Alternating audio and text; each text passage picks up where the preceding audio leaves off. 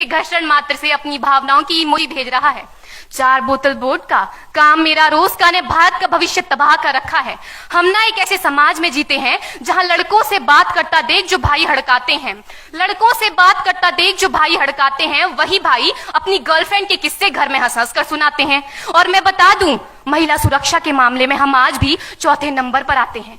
हम ना एक ऐसे समाज में जीते हैं जहां पत्थर की मूरत को लगते हैं 56 भोग और भूखे नंगे तड़पते सो जाते हैं लोग, भूखे नंगे तड़पते सो जाते हैं लोग। मजदूर को मजदूर समझिए, मजबूर नहीं। गरीब को काम दीजिए, दान नहीं। और अगर दान देने के इच्छुक हैं तो जीते जी रक्तदान दीजिए और मरने के बाद अंग दान देकर किसी मरते हुए को जीवन दान दीजिए। यही सच्ची देशभक्ति और यही सच्चा राष्ट्र प्रेम है। ना सरकार मेरी है ना रब मेरा है, ना सरकार मेरी है ना रब मेरा है, और ना ही ये बड़ा सा नाम मेरा है। बस इतनी सी बात का गुरूर है मुझे कि मैं भारत की हूं और ये भारत मेरा है और ये भारत मेरा है। परंतु एक वैचारिक बीमारी हमारे समाज में मुझे नजर आती है। कहा जाता है हम दुनिया के सबसे बड़े लोकतंत्र हैं, जहां हिंदू पैदा होते हैं, मुस्लिम, सिख और ईसाई भी पैदा होते हैं, लेकिन बदकिस्मती है अब इंसान पैदा नहीं होते। और मेरे विचारों में ना हिंदू की जरूरत है ना मुसलमान की जरूरत है। राष्ट्र निर्माण के लिए केवल अच्छे इंसान की जरूरत है, केवल अच्छे इंसान की जरूरत है।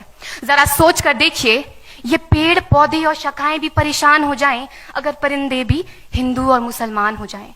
एक शैक्षणिक बीमारी भी हमारे समाज में मुझे नजर आती है, और बड़े ही आश्चर्य की बात है जिस देश ने पूरी दुनिया को तक्षशिला और नालंदा देकर के विश्वविद्यालय शिक्षा की बुनियाद रखी, आज विश्व के 100 सर्वश्रेष्ठ विश्वविद्यालयों में हमारा एक भी विश्वविद्यालय खड़ा नहीं हो पाता। जहां एक और हमारे पास IIT, IIM और NIT जैसे शिक्षण संस्थान हैं, तो वहीं दूसरी ओर इस देश के गरीबों को बेरोजगारी की जमात में खड़ा करने के लिए उनके हाथ में सर्व शिक्षा अभियान का झुंझुना पकड़ा दिया जाता है।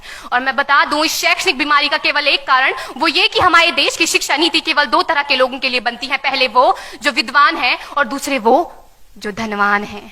इसी तरह की कई गजब की बीमारियां हैं, और इन बीमारियों की जो जड़ है ना, वो हमारा अंधविश्वास। और मेरे विचारों में जब तक इस देश का युवा अपनी सफलता के लिए मंदिरों में जा जाकर नारियल फोड़ फोड़ कर भगवान को रिश्वत लगाता रहेगा, हमारे समाज का शिक्षित वर्ग ही बिल्ली के रास्ता काटने पर खड़े हो जाना, अपने धर्म अपनी जाति को ऊंचा मानकर दूसरों के धर्म की अवहेलना करता रहेगा, तब तक ना तो इस देश से अंधविश्वास खत्म होगा और ना ही हमारा राष्ट्र निर्माण संभव होगा।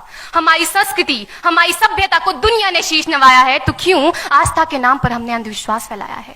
मेरे विचारों में हमारा राष्ट्र निर्माण तब संभव होगा जब इस देश में महिलाओं की पूजा नहीं, उनकी इज्जत की जाएगी। राष्ट्र निर्माण तब संभव होगा जब हम जातिगत आरक्षण नहीं बल्कि सामाजिक सशक्तिकरण पर बात करेंगे।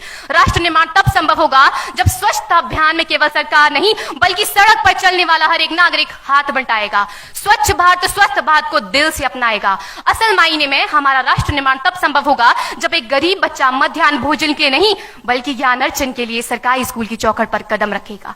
और हमारा राष्ट्र निर्माण तब तक संभव नहीं होगा जब तक एक नागरिक नैतिक रूप से सटीन, चारित्रिक रूप से भ्रष्ट, मानसिक रूप से दिवालिया, धार्मिक रूप से अंधा, राजनीतिक रूप से गंदा, स्वैच्छिक मान मूल्यों के आंकड़ों में जिन्न शिन्न पैपंदमयी अखंड भारत को खंड खंड करता रहेगा, तब तक हमारा राष्ट्र निर्माण संभव नहीं होगा। बड़ी बड़ी बातें नहीं, छोटी छोटी कोशिशें करनी होगी, क्योंकि ठोकर हमें पहाड़ से नहीं पत्थरों से लगा करती है। I being an Indian, I being a student, I being a symbol daughter of this motherland feel proud to be an Indian। और मैं सैल्यूट करना चाहूंगी सरहद पर दिन रात हमारी रक्षा के लिए खड़े हर उस जवान को, इस देश की पुलिस, प्रशासन और किसान को, और इस देश के हर उस व्यक्ति को जो अपना काम पूरी ईमानदारी, पूरी मेहनत और पूरी लगन से करते हैं, जिनके बिना राष्ट्र निर्माण की कल्पना करना भी असंभव सा लगता है। और आज इस मंच पर पूरी जिम्मेदारी के साथ मैं भारत की बेटी ये कहती हूं कि हमारा राष्ट्र निर्माण तब संभव होगा जब हम सभी, मैं, आप, हम सब मिलकर प्रयास करेंगे, क्योंकि हमारे देश की जिम्मेदारी नहीं है हमें आगे ले जाने की, हमारी जिम्मेदारी है अपने देश को आगे ले जाने की, अपने राष्ट्र को आगे ले जाने की, अपने वतन को आगे ले जाने की। तो अंत में मैं बस यही कहना चाहूंगी, मेरा हिंदुस्तान महान था, महान है, महान रहेगा। मेरा हिंदुस्तान महान था, महान है, महान रहेगा। होगा हौसला सबके दिलों में बुलंद तो एक दिन पाकिस्तान भी जय हिंद कहेगा। पाकिस्तान ही क्यों, सारा जहान जय हिंद कहेगा, क्योंकि सारे जहां से अच्छा हिंदुस्तान हमारा, सारे जहां से अच्छा हिंदुस्तान हमारा, हम बुलबुलें हैं इसकी, ये गुलिस्तान हमारा, ये गुलिस्तान हमारा। जय हिंद, वंदे मातरम।